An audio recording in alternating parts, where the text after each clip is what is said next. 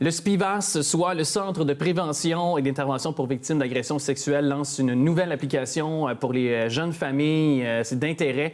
Elle en est d'ailleurs conseillère en communication et marketing au SPIVAS. C'est Mme Arissa Léo qui est avec nous. Bonjour. Bonjour. Merci de prendre le temps de nous jaser. Donc, vous lancez cette application au SPIVAS du nom de Clic sur toi. Exactement. C'est quoi cette application? Eh bien, c'est une application qui est assez simple. C'est une application de prévention pour les violences sexuelles, mais une application pour les jeunes. Donc, ça ne s'est jamais fait avant, mais on sentait que le Québec en avait besoin. Donc, on a décidé de lancer cette application en novembre 2021. Donc, c'est ça. C'est une application de prévention. Donc, c'est pour permettre aux jeunes d'acquérir des habiletés sociales. Des informations? Des informations importantes sur la sexualité saine. Et puis, c'est ça. C'est vraiment acquérir des habiletés sociales et puis relationnelles. Donc, de quelle façon on présente le contenu pour les jeunes qui, peut-être, peuvent télécharger l'application? Oui, en fait, l'application est faite en histoire et en jeu. Donc, il y a 5 thèmes très importants qui sont des thèmes qui sont considérés cruciaux pour apprendre les notions de base qui vont former un jeune dans son développement à l'éducation à la sexualité. Donc, il y a les secrets, les limites, la bulle. L'amour aussi. Oui, exactement, l'amour aussi. C'est tous des concepts qui vont apprendre aux jeunes à travers des histoires. C'est quoi les différentes nuances à travers ces thèmes très importants pour son développement.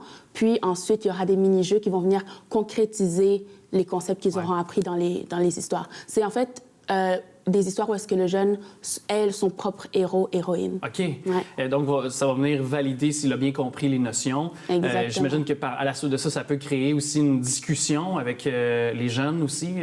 Exact. Ça vient les outiller pour mettre un vocabulaire sur peut-être qu'est-ce qu'ils vivent, s'il y a une situation déjà d'agression sexuelle, mais aussi de pouvoir le nommer plus tard, plus facilement, s'il y en aura une, mais aussi pouvoir le prévenir. C'est une manière de se protéger soi-même et de aussi être plus conscient de soi-même et des autres. Et des autres aussi, le monde dans lequel on vit. Ouais. Et bien sûr, ça doit être une application qui est gratuite, qui est disponible sur toutes les plateformes? Sur le web, en fait. Donc, on trouvait ça encore plus facile de ne pas avoir à le télécharger. C'est directement sur le web à travers notre site www.clicsurtoi.com.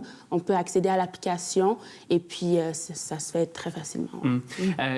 On parle beaucoup, puis on va y venir parce que c'est important. Les féminicides, la violence conjugale auprès des femmes, notamment, qui en sont, selon les statistiques, puis selon les cas aussi répertoriés, les premières souvent victimes. Mais les enfants, est-ce qu'avec la pandémie actuelle, les enfants, on a beaucoup parlé de santé mentale, mais est-ce qu'on a remarqué chez vous une augmentation d'appels pour des jeunes enfants victimes de violences ou peut-être d'agressions sexuelles aussi? Bien, en fait, justement, le symptôme des violences ont été exacerbé par la pandémie. Toute forme de violence. Oui, exactement.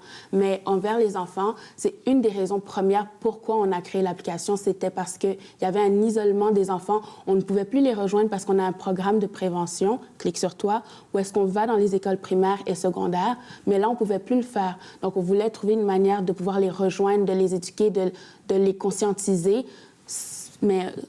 Mais en leur donnant accès justement à l'information sans qu'on soit là. Donc, il y a vraiment de l'isolement qu'on voit chez les jeunes enfants et c'est pour ça qu'on voulait s'assurer que même s'il n'y a pas d'adultes, un entourage qui peuvent signaler pour eux à la DPJ, par exemple, qu'eux, ils peuvent peut-être nommer qu'est-ce qui leur arrive. Exactement. Puis aussi, je sais pas, et c'est vous, et bien sûr, qui êtes bien nantis pour répondre à la prochaine question, mais il y a le fait qu'on a passé beaucoup de temps sur Internet, puis on a eu accès à du contenu aussi, qui était peut-être pas le bon et très éducatif. Là. Je pense à ça, des sites peut-être, justement, où on voit toutes sortes de choses pour des jeunes en très bas âge, c'est-à-dire des sites porno ou autres qui montrent une mauvaise, peut-être, façon de voir le sexe et qui n'est pas très éducatif, disons-le comme ça simplement.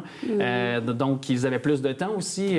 Donc, ça pourrait être, est-ce que vous croyez, sur le long terme, avoir un effet aussi sur nos jeunes aussi?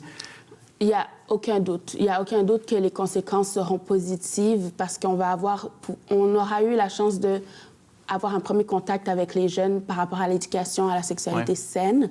On leur apprend c'est quoi les relations égalitaires et saines. Homme-femme aussi. Et c'est ça, exactement. Et puis, on apprend tous les types de relations, comment on peut les entretenir de manière correcte et ça va les suivre tout au long de leur développement. Ouais. Ça c'est sans doute. Ça, c'est sûr.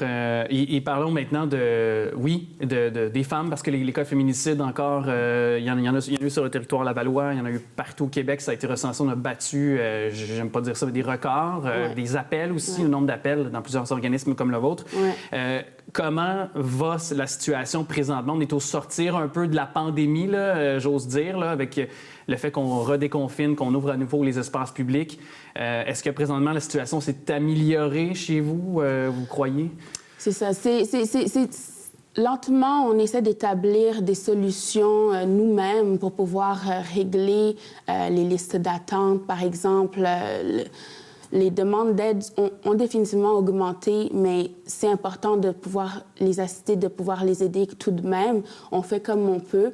Et puis, on espère juste que la pandémie va lentement se diminuer parce que c'est sûr que la pression sur les organismes communautaires se fait ressentir. Oui.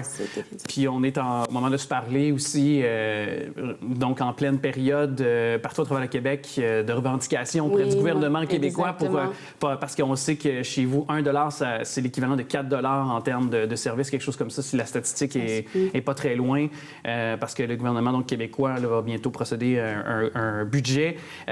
Puis évidemment, s'il y a des gens qui veulent, il y a peut-être des fois, on est alerte, on connaît une femme qui est victime, ça peut être un homme aussi, bien sûr, mais qui est victime de violence conjugale. Puis même nous-mêmes, on est victime de violence conjugale. De quelle façon on peut entrer en contact avec vous? Et j'imagine que c'est confidentiel aussi? C'est absolument confidentiel. C'est sûr pour la violence conjugale, il y a d'autres ressources à Laval, précisément pour la violence conjugale, mais on sait que violence sexuelle, violence conjugale sont souvent, malheureusement, ensemble. Donc, pour nous, au niveau des agressions sexuelles, c'est tout simplement à travers une demande d'aide, on peut appeler, on peut envoyer un courriel à demandeaide@cpvas.com et puis quelqu'un va répondre dans les plus rapides délais. Puis, est-ce que aussi le lien de confiance entre les victimes et la police est aussi amélioré, selon vous? Est-ce qu'on en fait assez à Laval pour la police lavalloise pour peut-être améliorer le sentiment de confiance, selon vous? Je ne pourrais pas vous dire par rapport aux victimes et le processus judiciaire avec le service de police de Laval, mais je pourrais vous dire qu'au moins, on est content d'avoir le service de police de Laval comme partenaire et supporter de notre application web. Ils ont, depuis longtemps, ils ont été... Ils ont été de l'avant avec vous. Oui, là. Exactement. Donc, alors, des partenaires précieux. Oui. Merci beaucoup, Mme Marissa Léo, du CPVAS, de nous en parler, vraiment. Merci beaucoup. Nécessaire. C'est nécessaire, oui. Merci beaucoup. Merci.